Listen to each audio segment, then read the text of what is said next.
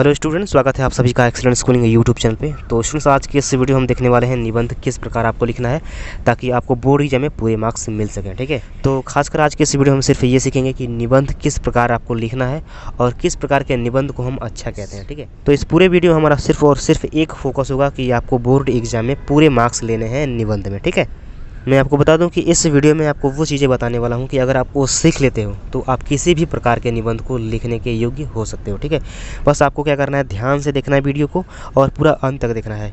और मैं इस वीडियो में आपको पूरा एग्जाम्पल के थ्रू भी समझाऊंगा कि आपको निबंध असल में कैसे लिखना है। ठीक है, तो पहले हम समझ लेते हैं कि निबंध की जो कसौटियाँ हैं, अच्छे निबंध की जो कसौटियाँ हैं वो क्या क्या हैं। देखिए स्टूडेंट्स, अगर वास्तव में बात की जाए तो जो निबंध होता है उसमें सबसे इम्पोर्टेंट जो दो फैक्टर होते हैं वही आपके निबंध को निर्धारित करते हैं कि कैसा आपका निबंध होने वाला है। ठीक है, और आपको पूरे मार्क्स मिलने वाले हैं या नहीं।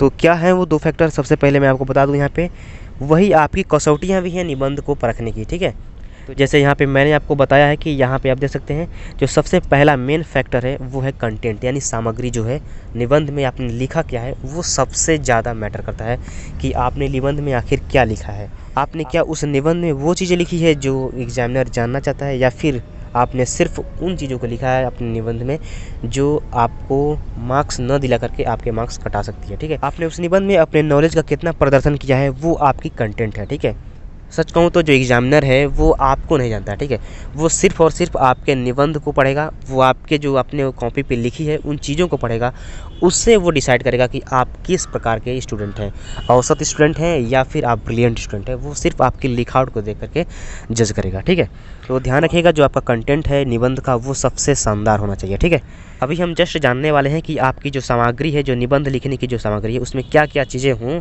तो आपका जो निबंध है वो इफ़ेक्टिव लगेगा। ठीक है, तो यहाँ पे मैं आपको बता दूं कि जो सबसे मोस्ट इम्पॉर्टेंट जो है, जो निबंध में सबसे ज़्यादा मैटर करता है वो है विस्तार और परिधि। सबसे पहले आपको क्या करना है, जब भी आप कोई भी निबंध हो, सबसे पहले तो आप क्या करो, सेट कर लो कि इसकी परिधि कितनी होनी चाहिए। वैसे तो एग्जाम में दे देता है कि आपको इतने शब्द सीमा के अंतर्गत आपको निबंध लिखना है। ठीक है, लेकिन फिर भी आप अपना एक ब्लू प्रिंट बना लीजिए कि आपको किस प्रकार से निबंध को लिखना है, जैसे आपका विस्तार कितना हो, कितना लंबा आपको लिखना है। ठीक है, ताकि सारी जानकारी जो है आप उसमें समाहित कर पाओ। ठीक है, तो विस्तार और परिधि में आपको क्या करना है, सिर्फ शब्द सीमा के अनुरूप आपको निबंध लिखना है। ठीक है, जितना बोर्ड एग्जाम में आपका शब्द सीमा है ठीक उतना ही आपको लिखना है, उससे न ज़्यादा हो न कम हो। थोड़ा बहुत चल सकता है, एक दो लाइन चल सकता है, ठीक है, लेकिन ज़्यादा नहीं। इसके बाद एक और विशेषता है एक अच्छे निबंध की, यहाँ पे आप देख सकते हैं, वो है अनुपात और संतुलन। इसके अंतर्गत आपको एक बात का ध्यान रखना है कि जो प्रश्न में मांग की गई है ठीक उसके अनुसार आपको लिखना है। कहने का मतलब ये है कि जब भी बोर्ड एग्जाम में निबंध आएगा तो आपके सामने दो प्रकार के निबंध देखने को मिलेंगे। एक होता है जिसमें सिर्फ और सिर्फ टॉपिक के बारे में आपको एक टॉपिक दे दिया जाएगा, जैसे मान लो पॉल्यूशन हो गया, कंप्यूटर हो गया, विज्ञान, इन सभी टॉपिक्स को आपको दे दिया जाएगा और उस पर आपको निबंध लिखने के लिए बोला जाएगा। और एक दूसरे प्रकार का निबंध होता है जिसमें आपको एक पर्टिकुलर संकेत बिंदु दिया जाता है, उस पर आपको निबंध लिखना होता है। जैसे मान लो शिक्षा नीति है और शिक्षा नीति में बोल देगा कि आपको शिक्षा नीति की आवश्यकताओं पर निबंध लिखना है, तो यहाँ पे क्या हुआ, एक संकेत बिंदु हो गया। तो इस हेडिंग के अंतर्गत जो मैंने यहाँ पे लिखा है अनुपात और संतुलन, इसमें आपको ये ध्यान देना है कि जब आप इसमें लिखो तो उस पक्ष पे आप ज़्यादा फोकस करो जिस पे आपका जो निबंध है वो पूछा गया है। जैसे कि जो आपका निबंध है वो आधारित है नई शिक्षा नीति की आवश्यकताओं पे, तो जो एग्जामिनर होगा वो जानना चाहेगा नई शिक्षा की आवश्यकताएँ क्या क्या हैं। ठीक है, उसको लाने की क्या आवश्यकता थी, इस बारे में वो ज़्यादा जानना चाहेगा। तो आपको संतुलन बना कर रखना है, अनुपात उस बात का अधिक होना चाहिए जो एग्जामिनर एग्जैक्ट जानना चाहता है। ठीक है, इसके बाद जो नेक्स्ट खूबी है, जो विशेषता है एक अच्छे निबंध की, वो है प्रमाणिकता। जो भी आप लिखें ठोस प्रमाण के साथ लिखें। मैं ये नहीं कर रहा हूँ कि आपको यहाँ पे प्रमाण ही प्रमाण देने हैं। ठीक है, प्रमाण मतलब ये कि कुछ चीज़ें जो आप कहीं और से किसी और सोर्स से ले रहे हैं तो उसका नाम मेंशन कर दीजिए। ठीक है, अगर आप किसी विषय वस्तु को संविधान से ले रहे हैं तो उसका आर्टिकल मेंशन कर दीजिए, या फिर आप किसी महान व्यक्ति की बातों को लिख रहे हैं तो उनका नाम व्यक्त कर दीजिए। ठीक है, अगली जो विशेषता आने वाली है वो सबसे मोस्ट इंपॉर्टेंट विशेषता है एक अच्छे निबंध की, वो है भाषा।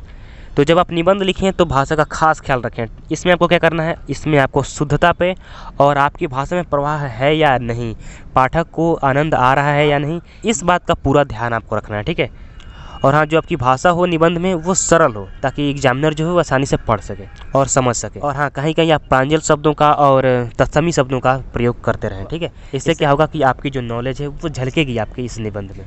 तो स्टूडेंट्स ये सभी विशेषताएं जो हैं वो आपके निबंध की जो सामग्री है, जो कंटेंट है, उसको दमदार बनाती है, उसको इफेक्टिव बनाती है। इसके बाद आपका एक और कसौटी है जिस पे आपको खरा उतरना है। अगर आप वो सीख लेते हो तो आप 100% आप अच्छा स्कोर कर सकते हो निबंध में, ठीक है।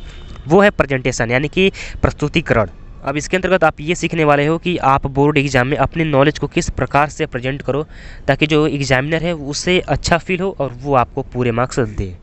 तो जब भी आप निबंध लिखो तो कुछ हेडिंग्स का खास ख्याल रखो। आपको निबंध लिखने से पहले भूमिका और प्रस्तावना, ये दोनों एक ही चीज़ होती है। भूमिका या प्रस्तावना आप दोनों में से कोई डाल सकते हैं, ठीक है। तो स्टूडेंट्स भूमिका में आपको खासकर वो चीज़ें लिखनी है जो एग्जामिनर को अट्रैक्ट करे, ठीक है। आपके बोर्ड एग्जाम में जो भी निबंध आया हुआ है, जिस भी टॉपिक पे आया हुआ है, अगर उसके बारे में आपने थोड़ा भी पढ़ा है तो उसके बारे में सबसे इफेक्टिव जो चीज़ आपको लगती है, जो अट्रैक्ट कर सके एग्जामिनर को अपने तरफ, उस चीज़ों को आपको 2 से 3 लाइनों में लिखनी है भूमिका के अंतर्गत, ठीक है। तो भूमिका या प्रस्तावना में आपको ऐसे लिखना है कि एग्जामिनर जो है वो विवश हो जाए आपके पूरे निबंध को पढ़ने पे, ठीक है। बस ये समझ लो कि जो आपका निबंध है पूरा वो एक मूवी है और ये भूमिका जो है वो उसका एक ट्रेलर है। अगर आपका ट्रेलर ज़बरदस्त है तो आपकी जो मूवी है वो आकर्षक लगेगी, ठीक है। वैसे ही आपके निबंध का जो इंट्रो है वो ज़बरदस्त होना चाहिए। अगर वो ज़बरदस्त होता है, 2 से 3 लाइनें अगर पढ़ करके एग्जामिनर को अच्छा फील होता है तो वो आपको वहीं पे पूरे मार्क्स दे सकता है या फिर थोड़ा और पढ़ेगा, ठीक है। तो खासकर आपको भूमिका में ज़्यादा जोर देना है। इसके बाद जो नेक्स्ट हेडिंग आपको डालना है वो निबंध का संकेत बिंदु डालना है। मतलब ये कि आपको उस निबंध का टॉपिक लिख देना है, जिस भी टॉपिक पे आया हुआ है उस टॉपिक को इस हेडिंग के रूप में लिख देना है, ठीक है। अभी मैं एक टॉपिक लेकर के आपको बताऊंगा कि कैसे आपको लिखना है, ठीक है। इसके बाद जो नेक्स्ट हेडिंग होगा आपका वो होगा समस्याएं एवं उनका निवारण। इसमें आपको समस्याएं और जो निवारण है उन सबको लिखना है। एक बात का ध्यान रखना है, आपको सकारात्मकता के साथ चीज़ों को लिखना है। ऐसा आपको बिल्कुल भी नहीं करना है कि आप सिर्फ और सिर्फ हानि बताते गए, समस्याएं बताते गए और उसका निवारण आपने बताया ही नहीं, ठीक है। ऐसा आपको नहीं करना है। आपको पॉजिटिव थिंकिंग के साथ आपको निबंध लिखना है। जब आपका निबंध कंप्लीट हो जाए तब उसके बाद लास्ट में आपको एक हेडिंग डालना है, निष्कर्ष एवं सुझाव। जितना आपने निबंध में लिखा है उन सभी चीज़ों का निचोड़ आपको यहाँ पे इस हेडिंग के अंतर्गत लिखना है, ठीक है। और यहाँ आपको अपना सुझाव देना है कि मैं अगर होता इसके तहत तो ये चीज़ें और करता इस टॉपिक के अंतर्गत। तो आगे बढ़ने से पहले मैं आपको बता दूं कि आपको खासकर सबसे ज़्यादा अगर ध्यान देना ही है तो आप क्या करो, शुरुआत में और अंत में 2 चीज़ों पे, भूमिका और निष्कर्ष, इन दोनों चीज़ों पे आपको खास ख्याल रखना है, ठीक है। कहते हैं ना कि first impression is last impression, और ये भी कहा गया है कि अंत भला तो सब भला। तो यही चीज़ें आपको भी अपनानी है। जो आपका शुरुआत है वो अच्छा होना चाहिए और जो आपका आखिरी है वो भी अच्छा ही होना चाहिए। एग्जामिनर को पढ़ने के बाद अच्छा फील होना चाहिए, ऐसे आपको निबंध लिखना है। चलिए अब जान लेते हैं कि एग्जाम्पल के थ्रू कि कैसे आपको प्रेजेंटेशन देना है। जैसे मान लेते हैं कि नई शिक्षा नीति की आवश्यकता पे एक आपका निबंध आ गया है इस टॉपिक पे।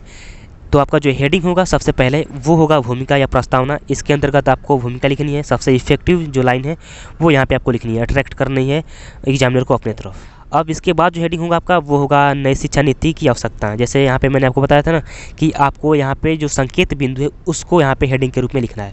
इसके अंतर्गत आपको पूरा निबंध लिखना है, जितना आप इसके बारे में जानते हो, नई शिक्षा नीति के बारे में, उसकी आवश्यकताएं क्या क्या हैं, उन सभी चीज़ों को आपको इसके अंतर्गत लिखना है। पैराग्राफ आपको चेंज करते रहना है, कम से कम 4 या 5 लाइन के बाद से आपको पैराग्राफ चेंज करते रहना है, ठीक है। उसके बाद जो नेक्स्ट आपका हेडिंग होने वाला है वो है समस्याएं एवं उनका निवारण। इसके अंतर्गत आपको जितनी भी समस्याएं लग रही हैं उनको आपको लिखना है और उसके साथ साथ उसका निवारण भी आपको लिखना है।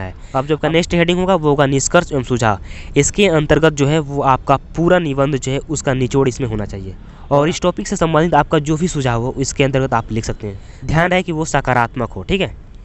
तो स्टूडेंट्स अगर आप इन सभी चीज़ों का अगर ध्यान रखते हो तो 100% गारंटी है आपको पूरे मार्क्स मिलेंगे निबंध में, ठीक है। आई होप कि आपको ये वीडियो अच्छा लगा होगा। अगर आपको अच्छा लगा हो तो लाइक कीजिएगा और स्टडी से रिलेटेड आपकी कोई और डिमांड हो तो कमेंट बॉक्स में आप लिख सकते हैं। मिलते हैं नेक्स्ट वीडियो में, तब तक के लिए thank you so much, all the best, पढ़ाई कर दिए, धन्यवाद।